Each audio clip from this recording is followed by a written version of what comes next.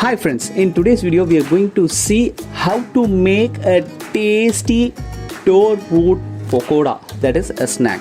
For this you already have to boil this toad root, peel the skin, add a little bit of corn flour and turmeric powder in this. Along with this, a table teaspoon of chili powder and half table teaspoon of coriander powder.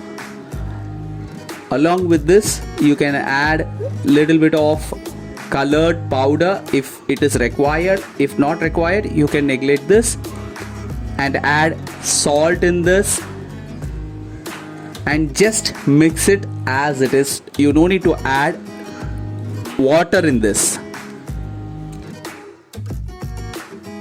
Now heat a pan and just roast this for 2 to 3 minutes. This is more than enough.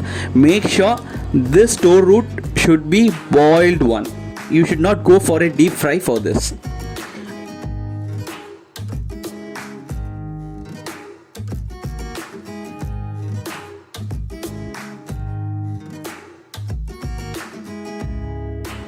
After frying for 2 to 3 minutes, you can change this in a plate and you can serve with little bit of pepper on the top. This is a tasty and a healthy recipe. You can suggest this for your children. Share this video.